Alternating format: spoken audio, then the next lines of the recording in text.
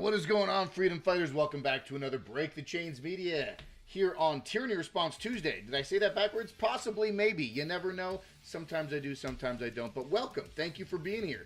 It is Tuesday, April 21st, 2026. The day after the infamous Mile High Made 420 holiday, and I've got some hot takes that I posted yesterday. I was downtown, out there with all of the 420 participants, and let me tell you, it wasn't just me. There were many other people posting and commenting, and Colorado natives. A lot of people out there just don't see and are very disappointed in the state and the condition of Denver, Colorado, and just the overall presence that has impacted the city and the state based on the legalization of marijuana. And I know it's not just the legalization of marijuana that causes the problems. It's not the drugs. It's not the war on drugs. It's not.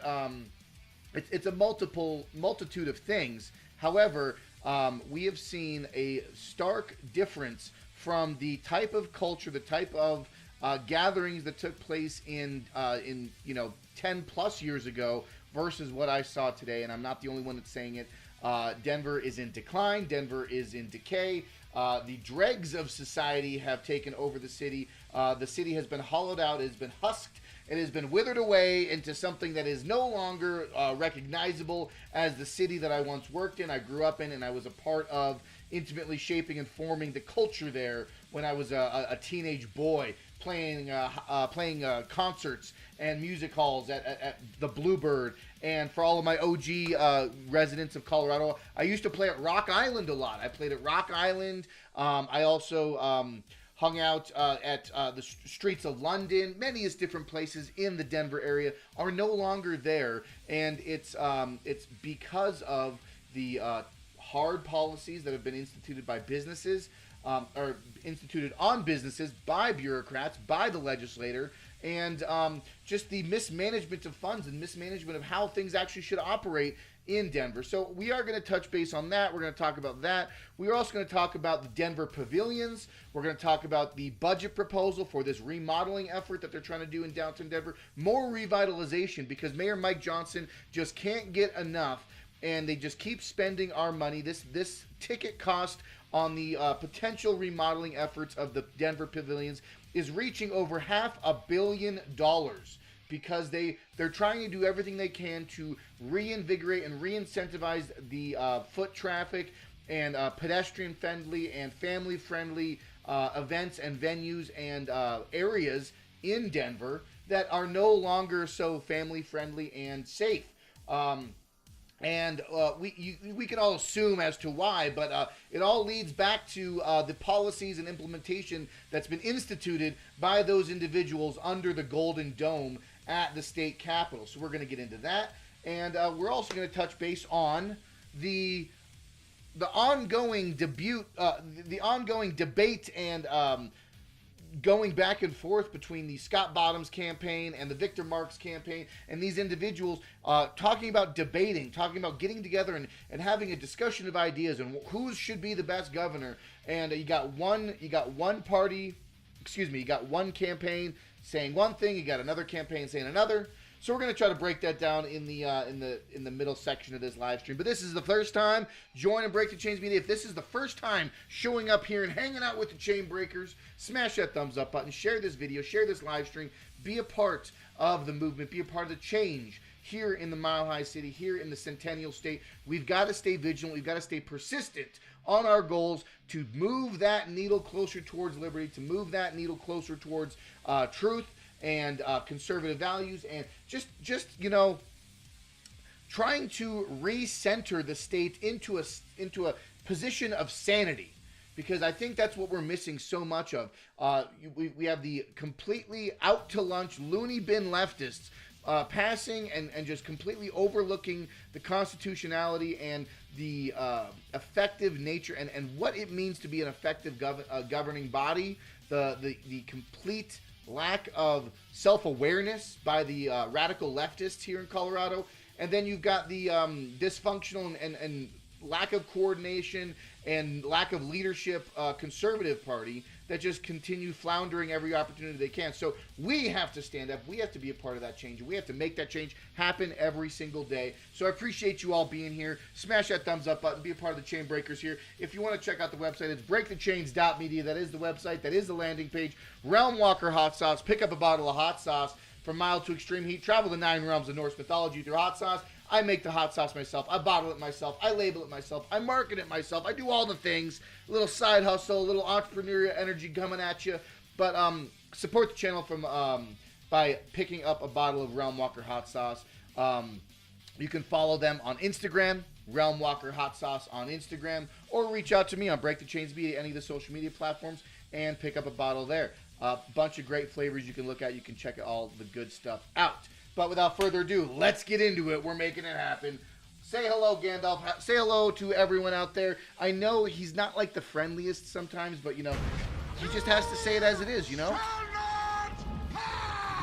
And these individuals who are not pass and go, who are not collecting $200, yesterday at 420, they definitely came out in force, and it was definitely lackluster. And you can check out my other posts from yesterday. I did not, obviously not do a live stream yesterday because I was downtown. I was reporting on the 420 events, but for the entirety of this short little segment that I just wanted to touch briefly on, it's just we see this decline. We see this. You know, there's no appeal anymore, and to incentivize the marijuana industry, to incentivize, you know, the legalization. Yeah, that's. I don't want the government to be the arbiters of what we can and cannot do. And what happened in Colorado was, I think, they pulled the wool over our eyes. They sold us on a bill of false goods. And they made it seem like the legalization of marijuana was going to help schools. It was going to help education. It was going to help infrastructure. It was going to create jobs. It was going to be such a boom. And for a brief stint, it did create jobs. For a brief while, it did create growth, and it built a whole new industry based on the sale and distribution of marijuana. Then you get the bureaucrats. You get the grubby hands getting in the mix. You get all of this financial mismanagement. And here's the big thing I don't think a lot of people are talking about, is that the legalization of marijuana was state legalized, but it was not federally legalized. Therefore, a lot of these industries, a lot of these grow houses, a lot of these dispensaries had to deal with cash. They had to take for the first few years of the recreational marijuana usage industry, it had to be cash transactions.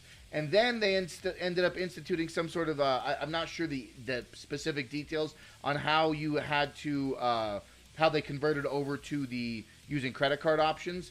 But for those first few years, it was basically just stacks of cash having to be traveled around. How much of that cash was accounted for? How much of that cash was actually allocated effectively, appropriately, to what the state decided to do? But that's a tangent to the larger whole. The larger consensus is Denver has now been eroded away, has now been decayed away, and now we are dealing with, and now we are seeing the degenerates, the lowlifes, these individuals who, quite frankly, smoking weed is not a character trait. Smoking weed is not a way to describe yourself. Hey man, I'm a stoner, I'm a weed smoker. And folks, I was that guy for many, many years, okay? I'm not going to be the one, I'm not going to sugarcoat it, I'm not going to deny it. When I was in high school, into my 20s, yeah, man, like, I went to freaking film school. You think I wasn't one of these like liberal arts, like hippy dippy dudes that, like, you know, just wanted to try stuff out and just hanging out and with my stoner friends and just thinking about all the weird stoner thoughts, bro, and make some weird videos on it, you know? Let's get real abstract. Folks, I'm not discrediting that culture, and that's honestly what I missed. That was completely lacking yesterday when I was downtown at the Capitol. I didn't see any of this hippie stoner culture. I just saw just burnouts, just lowlifes. full-grown adults bringing their children into a weed festival. People, full-grown adults wearing like fishnets and G-strings, and they're upwards of almost 300 pounds. These people were not healthy. These people didn't own mirrors. They didn't, and it's just very sad to see the state of affairs. And I guess that was my main point when I was talking about the type of individuals that I saw in downtown Denver. And I wasn't the only one to discuss it, because you had the New Republic in Colorado posting similar stuff. Okay? Stoner Hill in Denver. It was a location that was infamous in the smokers circle, right? 10 years ago, the legendary smoking spot where the whole city came to blaze up on 420. Today, on 420, at 420, not a single person was there. Cool Denver is dead. The legend is gone.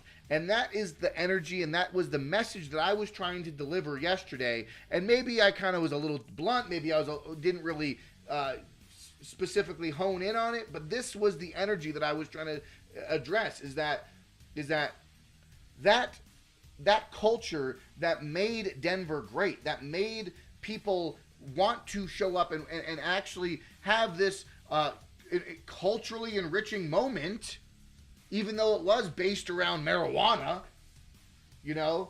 has been completely taken from it, has completely been stolen from the identity of Colorado, and now it's just weed tourism. Now it's just come here, get completely ripped off your face, incoherent ramblings, completely just terrible behavior, promoting unhealthy habits, promoting a life of degeneracy, burnout, lackluster mindset. And that's kind of what I was saying. That's kind of what I was addressing. So the New Republic in Colorado, we both saw what was happening. But in tangent to that, moving right along into the second half of this, and it goes right with the culture of Denver and what it means to have an inner city that's really thriving in Denver. We're talking about Mayor Mike Johnson and his vibrant and thriving Denver community and what he wants to see and what he wants to achieve. We have this coming out of a recent report from. What are you doing? What are you doing? Are you gonna lay down? Sorry, my dog. You can come say hi if you want. Ragnar. Yes. Say hi. Say hi. Say hi. I know you like to just lay here, but this is my sweet boy. He's a sweetie. Yes, Rag. I know. You're a good boy. You're a good boy. You're a good boy. Say hi to everyone. Can you say hi? No? I know you're not really gonna bark. You just like getting pet, huh? You only bark if someone's at the door. You get UPS. I mean, thank you for being that guy, but he's a good boy. He's a good boy. See it? I know. Okay, you gonna lay down or you want out? What do you want? Okay, I got people waiting. Are you gonna be my co-host? Are you gonna be my co-host? No, he's not gonna be my co-host. Sorry, not right now. All right, well you're gonna have to lay down or go out. What do you want? You got me all. All right, let's get you out. Okay, let's get you out. There you go. There you go. As soon as I start recording, I try to tell him, I was like, hey, if you want to hang out in here, that's fine. But then as soon as I start recording, he's like, I want to go do things now, which is fine. He's a dog. Anyways, moving right along, where were we?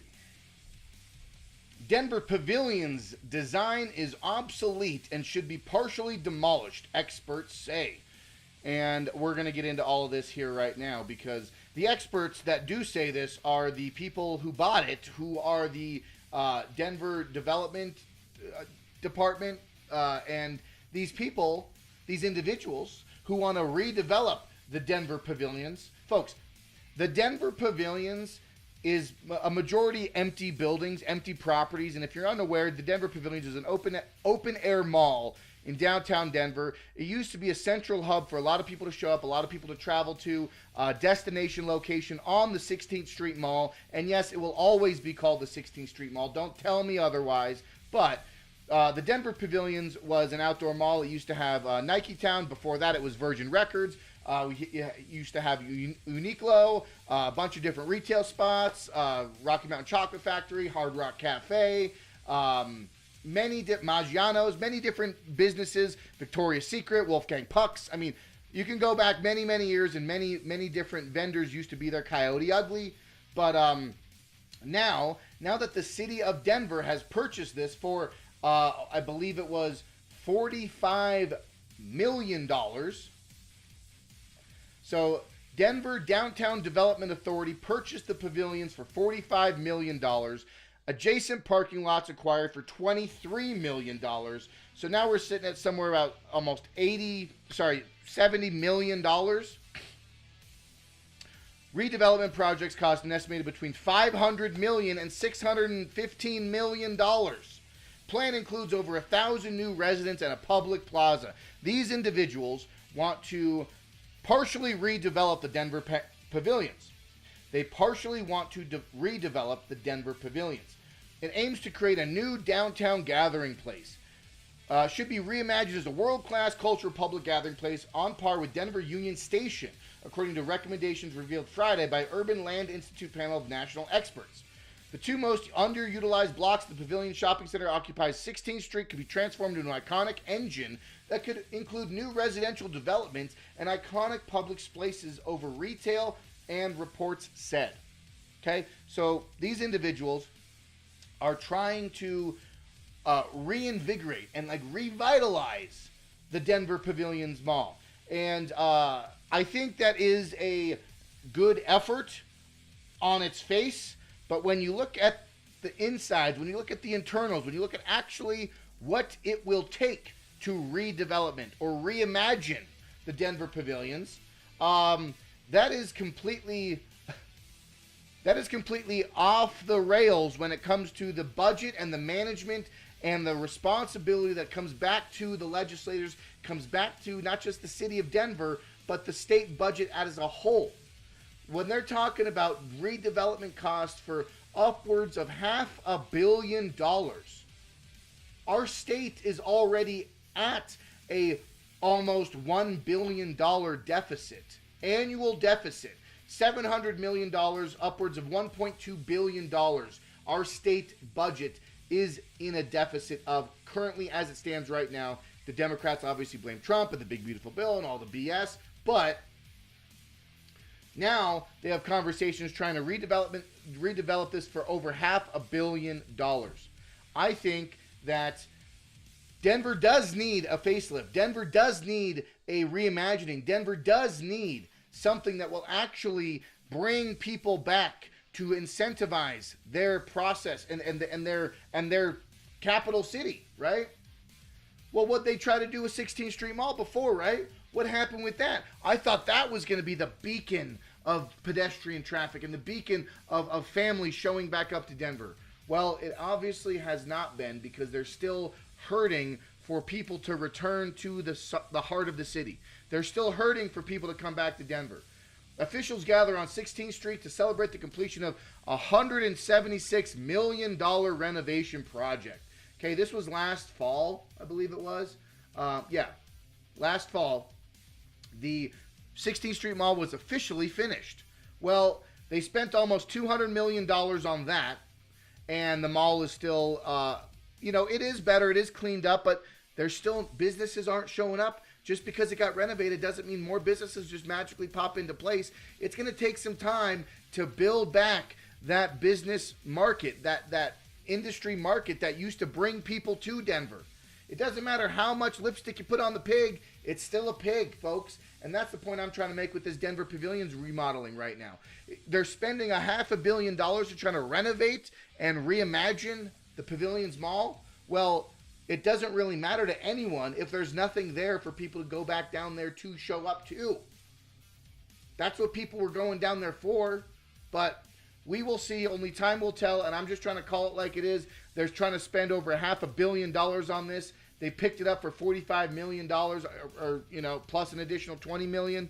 So we will see what happens. But this is just showing you how the Democrats in Colorado are desperate to bring people back into the heart of the city, desperate to get businesses back, because of their because of their failed policies and their failed strategy of raising taxes and disincentivizing business and growth.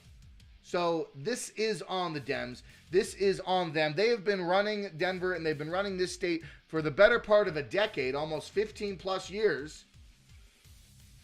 So the only people to blame for this kind of mess is the Democrats that have been in charge for a very long time.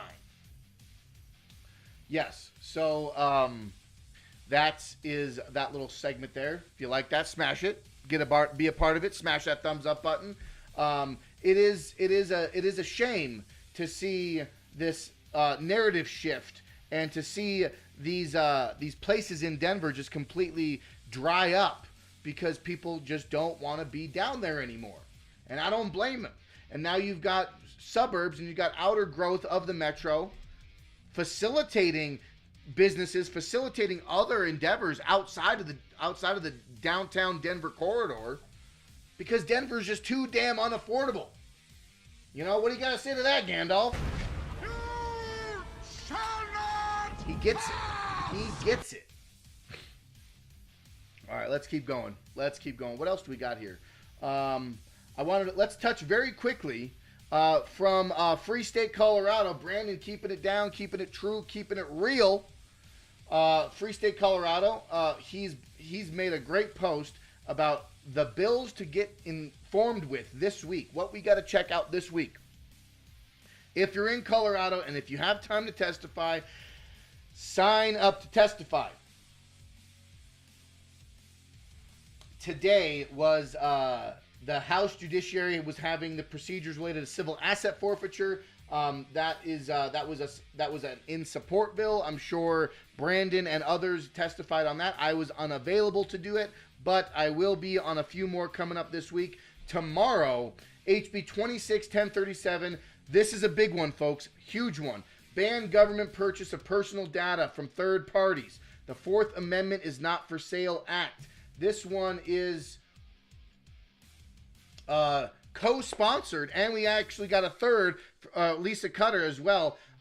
Jennifer Bacon, Democrat, Representative Ken DeGraff, Republican, and Lisa Cutter, who is a Democrat as well. This is a bipartisan bill that needs to be passed. It needs to be addressed, and it needs to be passed because this is the slippery slope of the technocratic takeover. This Orwellian surveillance state that we all agree with is very invasive, is very dangerous, and we have to support this bill because we do not want the government purchasing private data from third parties. That's the biggest danger in our current digital space, this digital sphere that we're dealing with now. So that is tomorrow at the House Judiciary at the Old State Library. Sign up online, testify in support of HB 26-1037. I'll be there, and I'm sure many others will be as well. It's going to be a big day for that. So we are in support of that bill. And then Thursday, April 23rd, is going to be the SB 26051. We are going to be opposing this bill, folks. The age attestation on computing devices. It ties hand in hand with that prior bill, the banning of personal private data from third parties. I mean, they're not connected, but they are intimately linked in this digital sphere, in this digital space that we're in. We are opposing SB 26051 because this is essentially making it so that you have to prove your age to be on a device. And it's a simple checkbox, it's a simple drop down, pick your age, whatever verification. But to what degree of this verification effort will be expanded upon? Is it going to be facial recognition? Going to be, eye retinas, fingerprints? I don't know.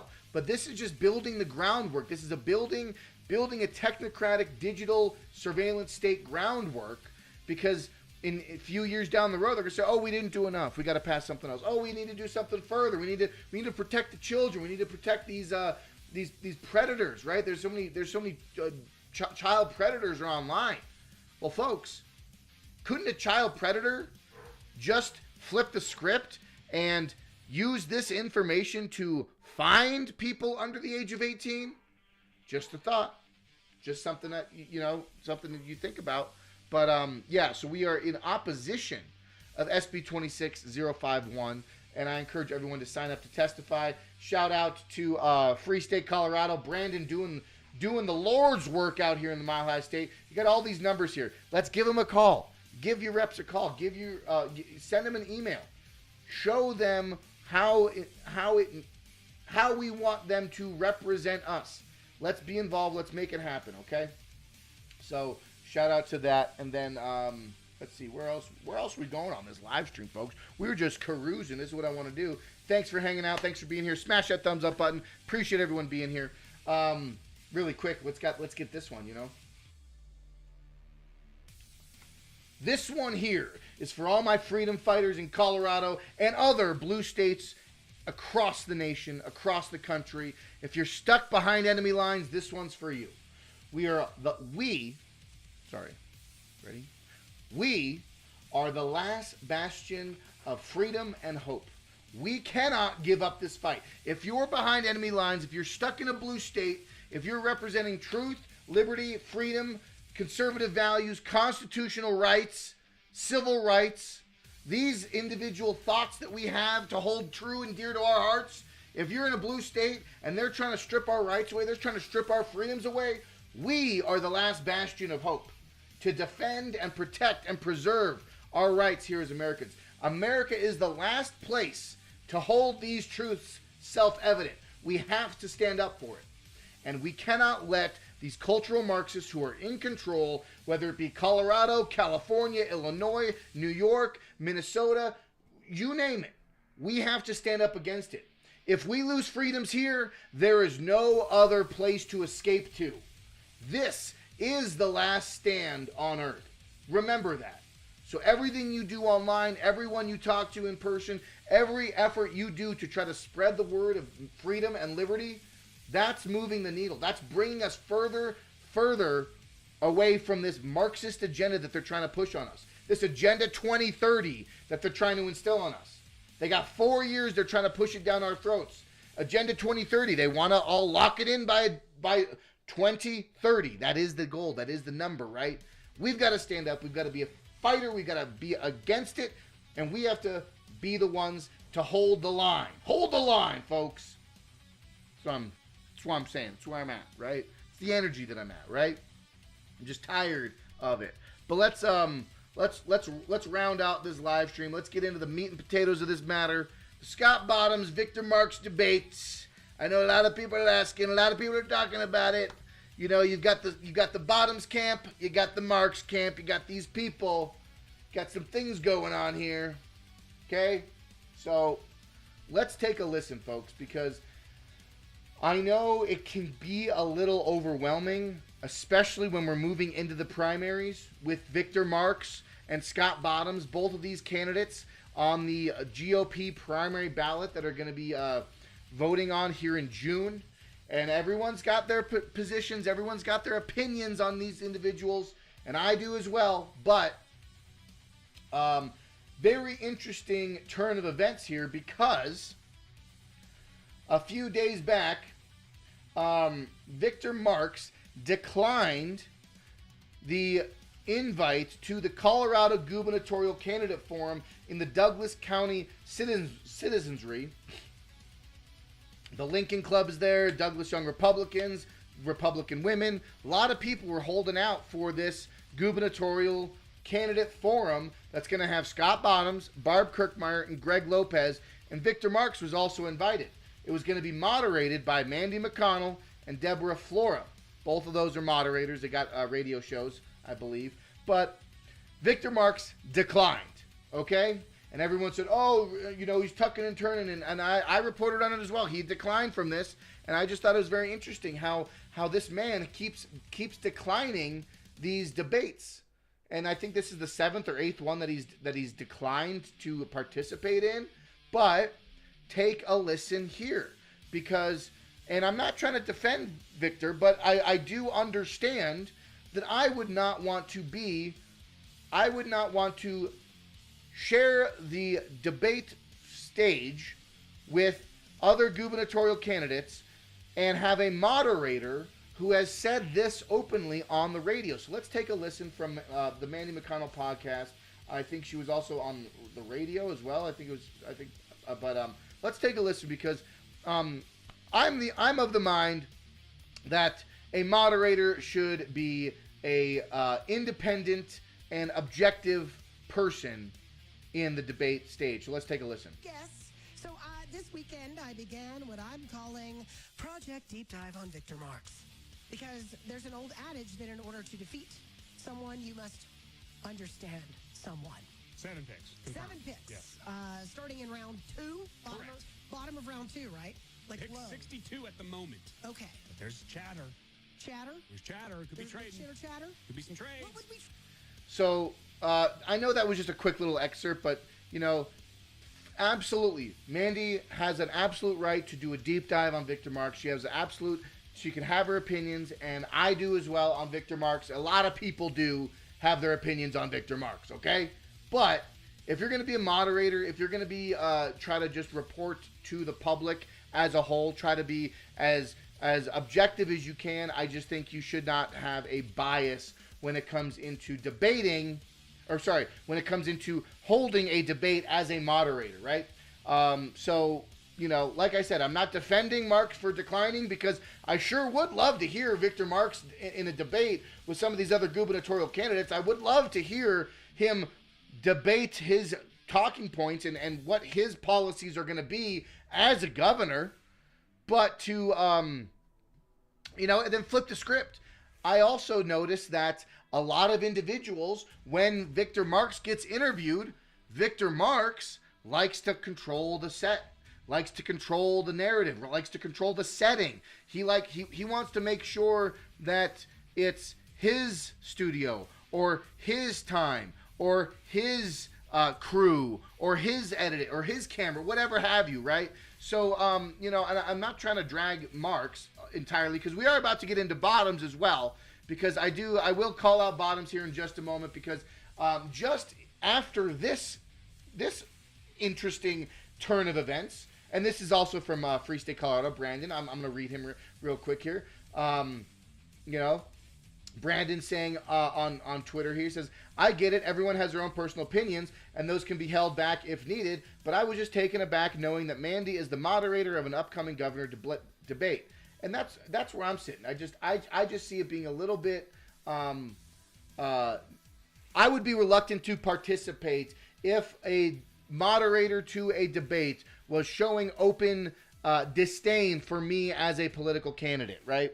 And with that being said, I would like to first, before we get into this video from Marx's response to not only Candace, to not only Scott Bottoms, but to the addressing some of the claims that are floating around online right now. Before we get into that, I would like to show you Scott Bottoms' response that I retweeted, so you can check it out on my post on X here. But I read this as Scott Bottoms accepting a debate with Victor Marx. Okay? Well, after reading further into it, Scott Bottoms merely just kind of did a lukewarm, half-hearted response to Victor Marx, saying, yeah, sure, we'll debate so long as you show up to the Douglas County debate that's being hosted by Mandy. So it was, yes, let's debate, Victor, but only here because you were invited to this and you declined. So it's kind of like a little lackluster to say the least. So let's take a read here from Scott Bottoms. I have accepted the Victor Marx call for debate and will be happy to answer any of Victor's questions at the forum on May 6th. The planning committee has confirmed that Victor will be given that opportunity, and I encourage him to join us so Colorado voters can hear a real, unfiltered exchange on the issues that matter most. See the attached press release for more details. I agree with that 100%, Scott, but going into the nitty-gritty of the release listed here, he exclaims that because I thought it was going to be on the Jeff and Bill show, right? This is what I read here.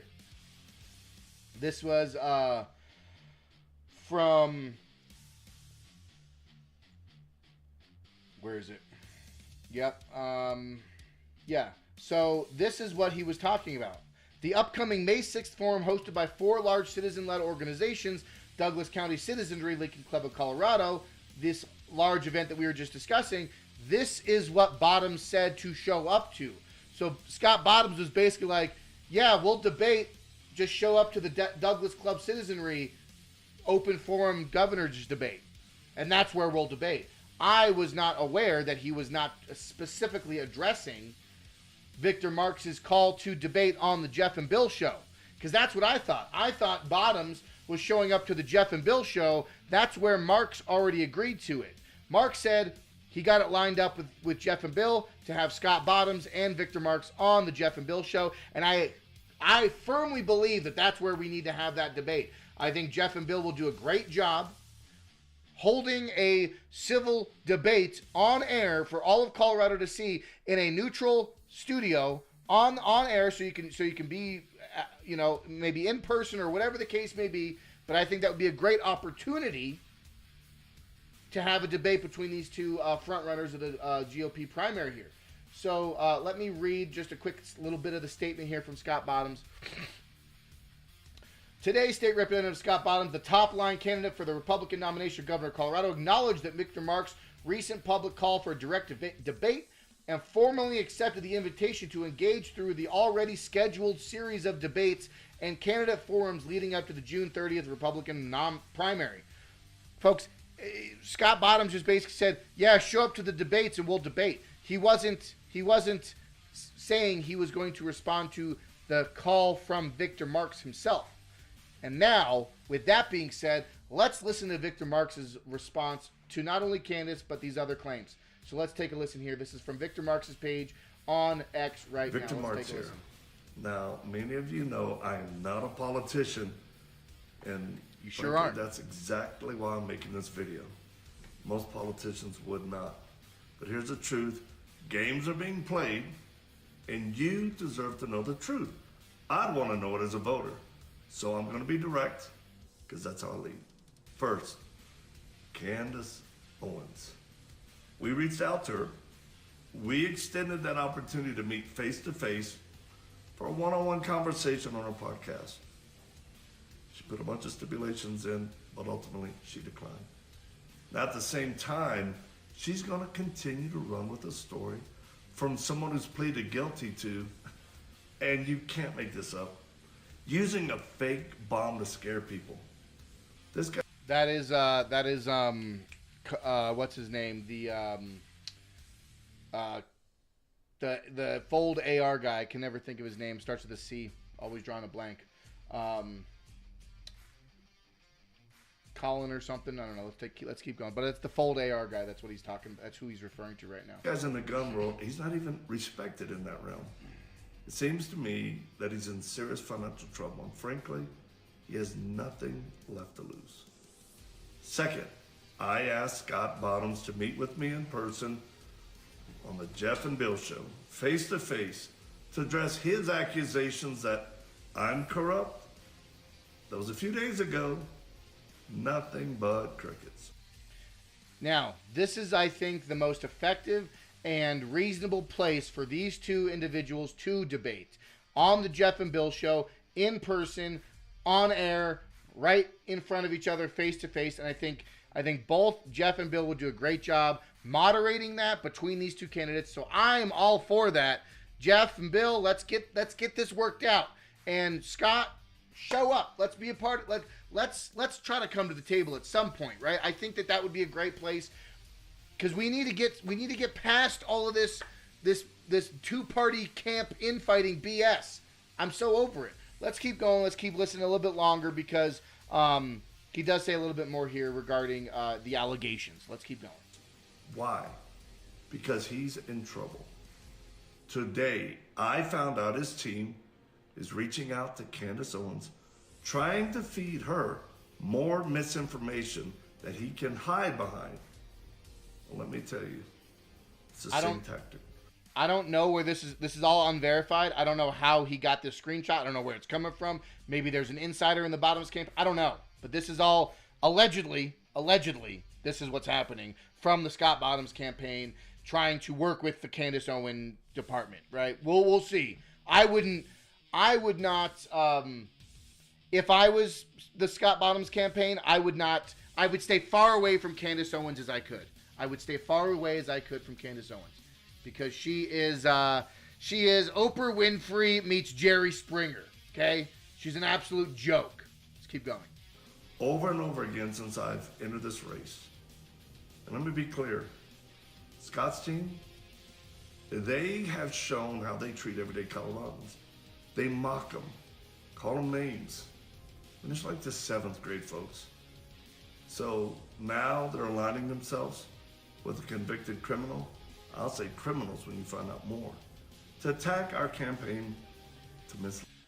I don't know what he means by criminals, plural. I think he's addressing the first criminal by the Fold AR guy, the guy that was working with the with Marx back in the early years, or in the early days of the 2022, 2023, or whatever it was, when he was trying to promote this Fold AR. I wish I could remember, drawing a blank on the name right now, but I believe that Victor Marx is talking about that specific person as the criminal, the CEO of Fold AR. And when he pluralizes it to multiple criminals, I'm not sure who he's addressing. To me, it sounds like he's insinuating that there's someone in the Bottoms campaign that might be fabricating or conflating or falsifying information. But I'm just reporting. This is me just trying to put these pieces together. So let's keep going. We're almost done with this video. Voters, you don't get to spread information behind the scenes and then point to it publicly like it's breaking news. That's not leadership. Coloradans deserve better than that. So Scott, stop with the games. Meet me, one-on-one.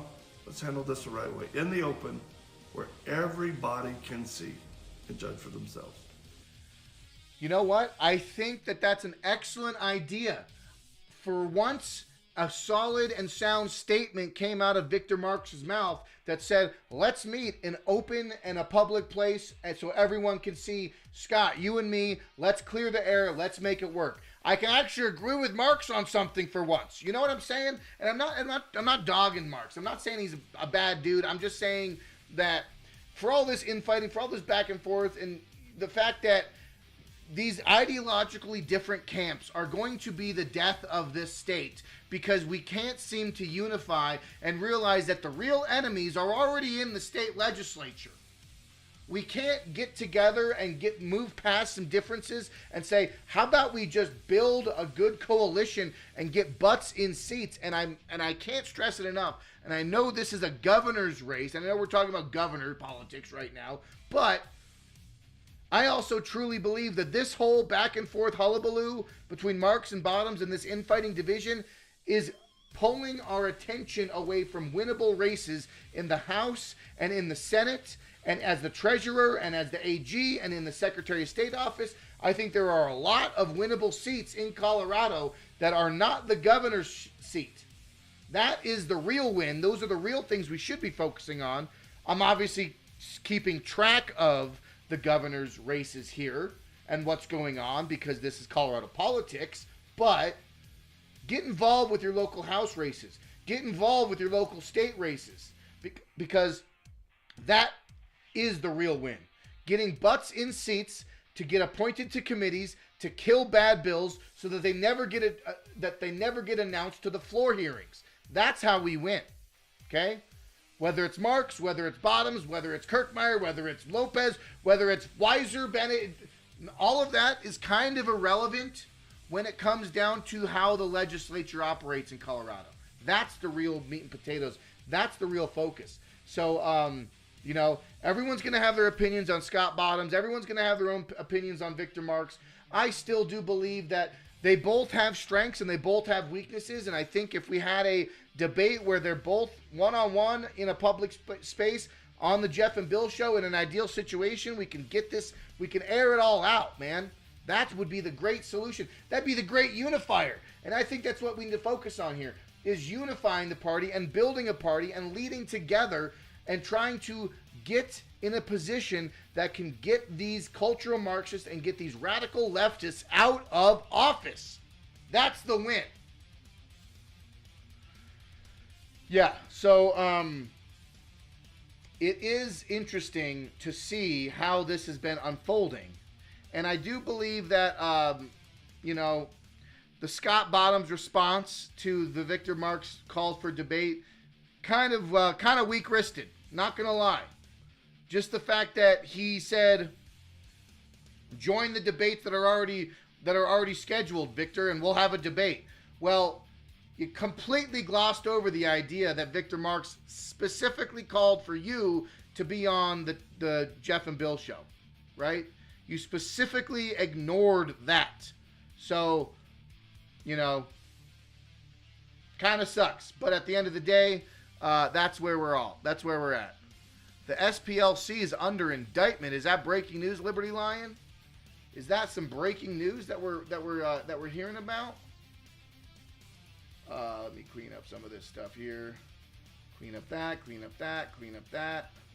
Yep, I'm going to keep those open because I'm testifying on those bills tomorrow.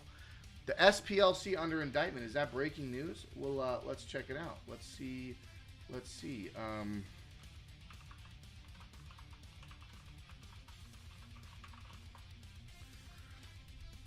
Thanks for popping in here, Liberty Lion. Shout out. You get the treasure chest. Treasure chest for showing some good stuff here.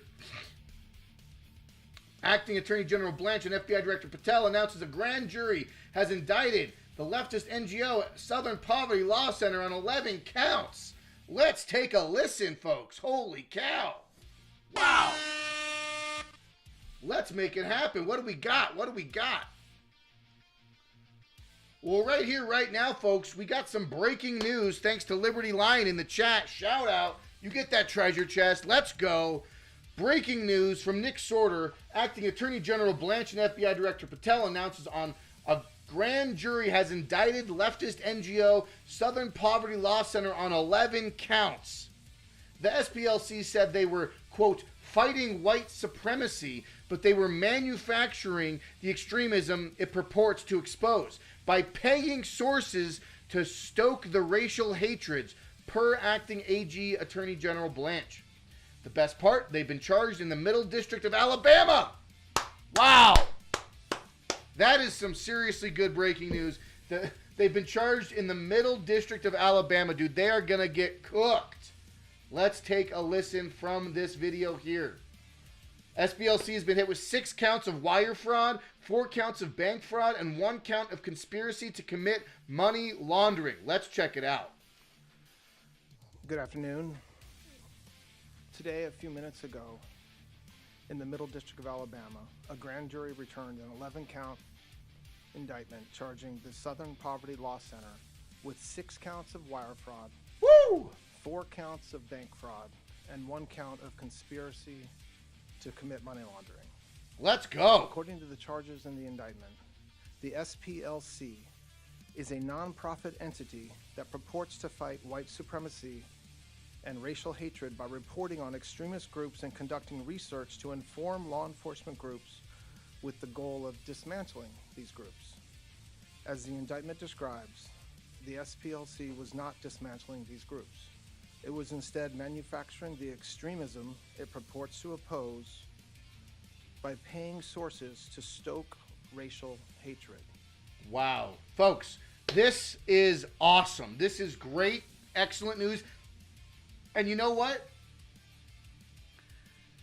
What's the common theme here, folks?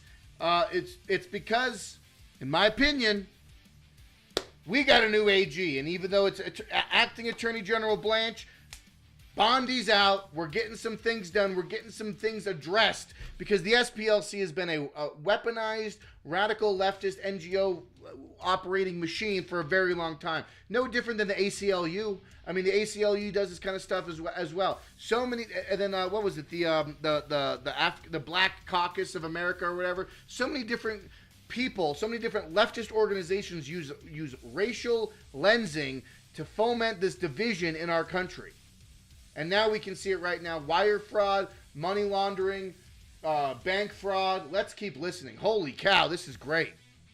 The indictment describes this conduct in detail, but one troubling example is that the SPLC was paying a member of the leadership group that planned the Unite the Right protest in Charlottesville, Do you Virginia remember? in 2017. Do you remember resulted in that? The death of one person and injured dozens more. Wow, they're going back, dude. This particular person being paid by the SPLC allegedly received approximately $270,000 over the course of 8 years.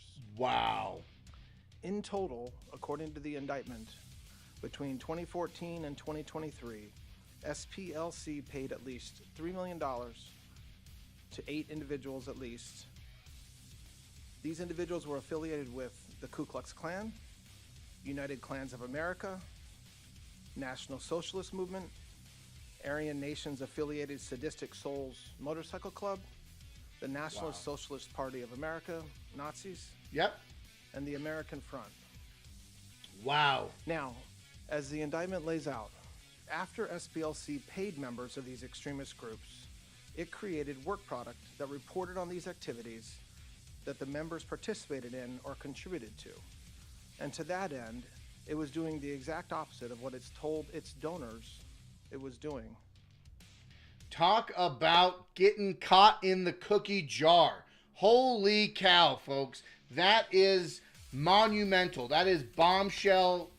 This is what we've been talking about for so long, folks. We've known that this has been an outstanding level of corruption. They use these institutions, they use these organizations, nonprofits, NGOs, you name it, different entities operating within each other, paying each other off, scratching each other's back. So you're telling me, according to Acting Attorney General Blanche, the SPLC was paying hate groups to foment and build up this narrative that the SPLC was fighting against. That is incredible and sadly not unexpected. Absolutely excellent news to hear. Let's lock them up. Let's throw away the key. Send them to Gitmo. Get them out of here. They're done. Wow. Absolutely awesome. Liberty Lion, thank you for dropping in and letting me know about that. That is some excellent news. Holy cow. We gotta stay up on that. We gotta follow through with that. But rock and roll, dude. I will repost that as soon as I'm done with this live stream. But with that being said, folks, we are rounding out this live stream. So thank you all for being here. Liberty Lion, rock and roll. Appreciate you being here. Everyone else who was in the chat, everyone else who was hanging out, I appreciate y'all hanging out. Support the channel. Pick up a bottle of Realm Walker Hot Sauce. Follow me on Instagram at Realm Walker Hot Sauce. Reach out to Break the Chains Media if you do want to support my work. Tyranny Response Tuesday, we're going to keep it going. We're going to keep it strong. Maybe there'll be a live stream tomorrow. Maybe not, because I want to make sure you guys are there to testify on the government purchase of private data, the third-party thing, right? Yes.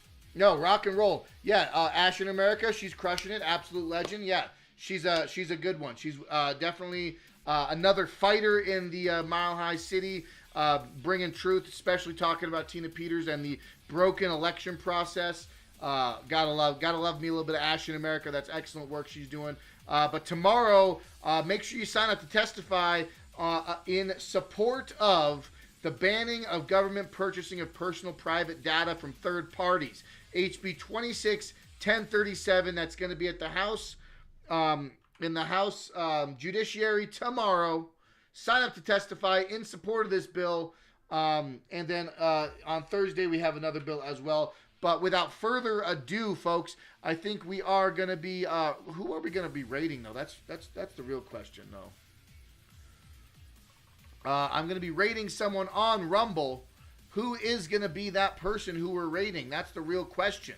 The real question is, who are we rating on Rumble? Who's live right now? Is it Owen? No, I don't see Owen. Is it Nick? There's several Nicks. There's several Owens.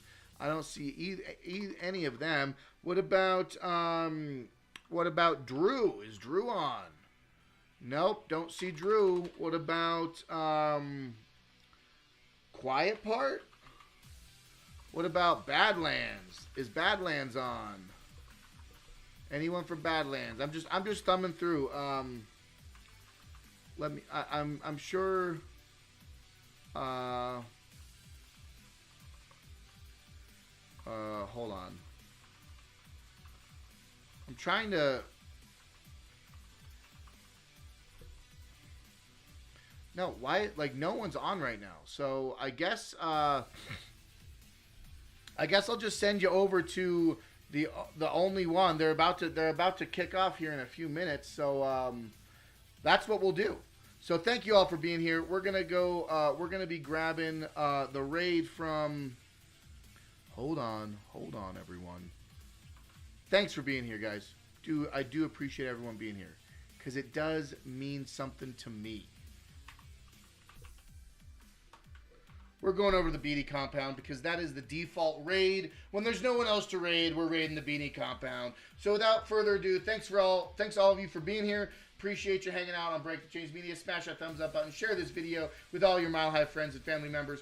And as always, fight for freedom and never give